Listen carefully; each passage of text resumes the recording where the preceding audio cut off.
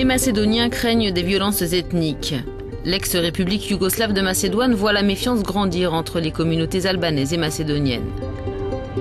Les meurtres de 5 hommes au printemps ont fait monter d'un cran les tensions dans ce pays où un quart de la population est d'origine albanaise.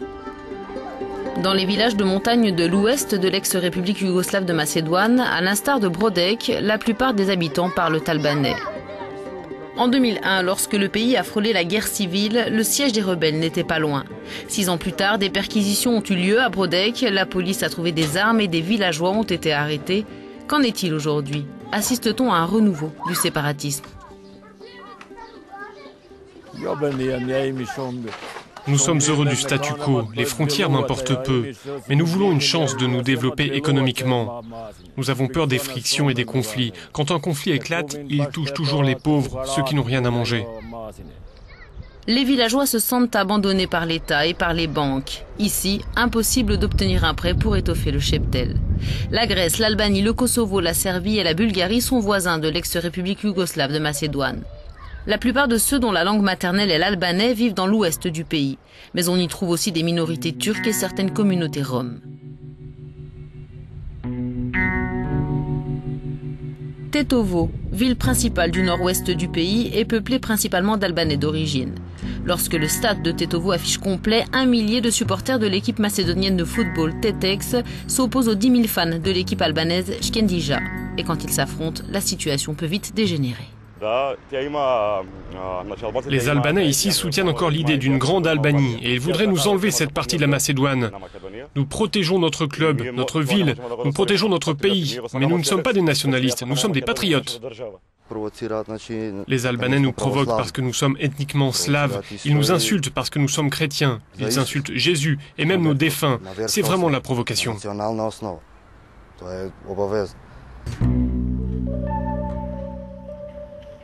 Mais les provocations et les violences ont lieu des deux côtés. Albanais et Macédoniens brutalisent et frappent.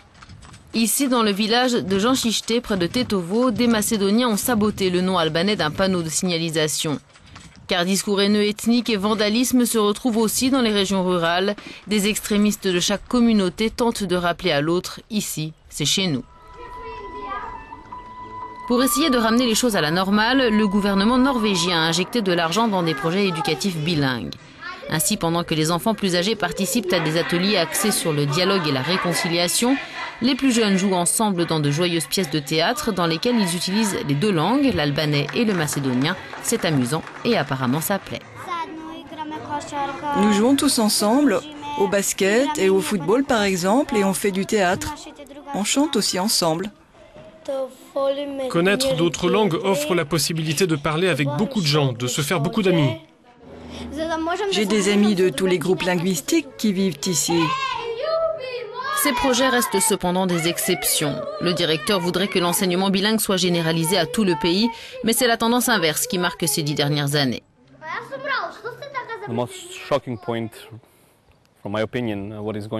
Selon moi, ce qui est le plus choquant dans ce qui se passe en République de Macédoine, c'est la ségrégation scolaire. Les élèves, les enfants ne vont pas dans les mêmes écoles. Ils n'ont pas de contact entre eux. Ce qu'il faudrait faire à l'avenir, un projet à long terme du gouvernement, c'est de les rapprocher. Il faut faire disparaître ce gouffre entre les enfants. Direction la ville mixte de Gostivar. Plus tôt cette année, un policier macédonien a abattu 2 Albanais dans des circonstances encore troubles. Cela a entraîné une montée en puissance des tensions ethniques dans tout le pays.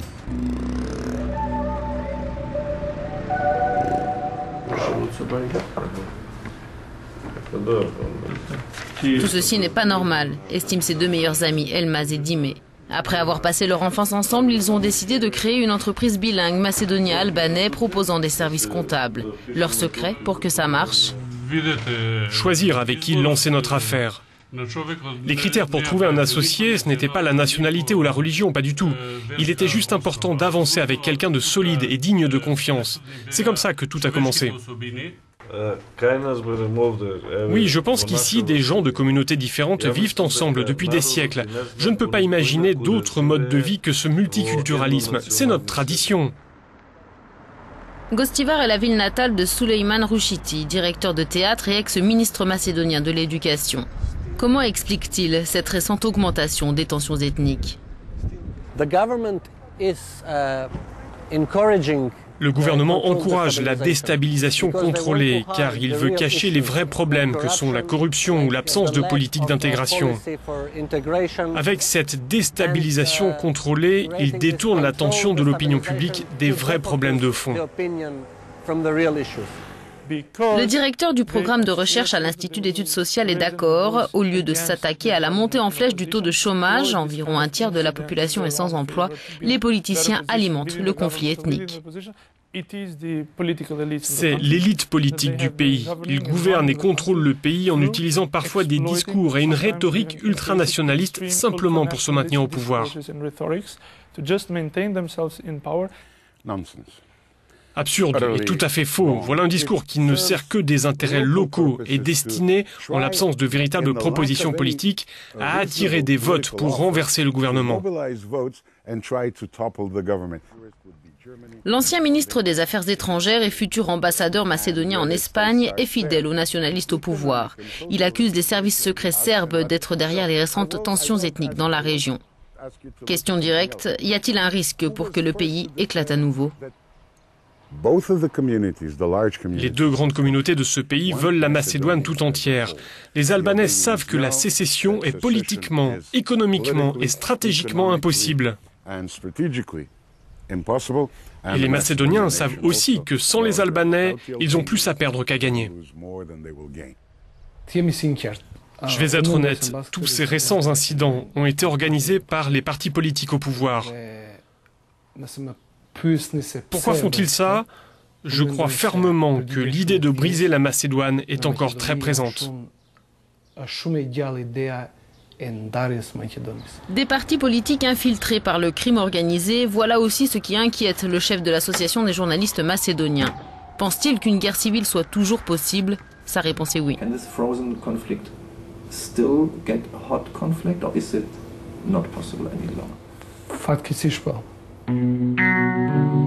Cette vision pessimiste n'est cependant pas partagée par la majorité des experts que nous avons rencontrés dans la capitale Skopje.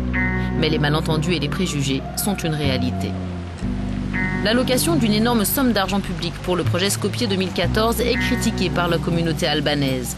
À Skopje se dressent des statues géantes d'anciens héros macédoniens en parallèle de musées à la gloire du passé macédonien.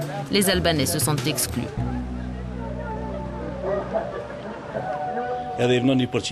Comparez, toutes ces statues et les bâtiments représentent 95% de la culture macédonienne et seulement 5% de la culture albanaise.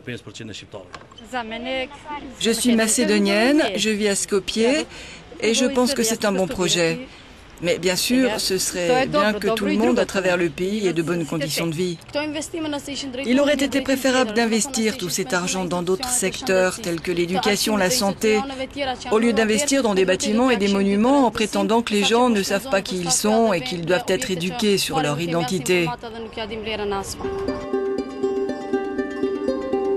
Retour dans les montagnes du nord-ouest, à Brodek. La plupart des habitants à qui nous avons parlé à travers le pays partagent l'idée que tous ces millions auraient été plus utiles pour développer les infrastructures et lutter contre le chômage. Un seul des gigantesques monuments de Skopje coûte énormément d'argent. Pourquoi ne pas moins construire dans la capitale et apporter un bulldozer ici pour réaliser une petite mais une bonne route jusqu'à notre village ? Ils ne le font pas, alors nous devons continuer à transporter notre bois de la montagne à la vallée, à dos de cheval. Une opinion est néanmoins largement partagée par les experts. Si le Nord Kosovo venait à réintégrer la Serbie, on pourrait s'attendre à un renforcement du séparatisme albanais dans l'ex-république yougoslave de Macédoine. L'adhésion à l'Union européenne deviendrait alors hors de portée pour tout le monde.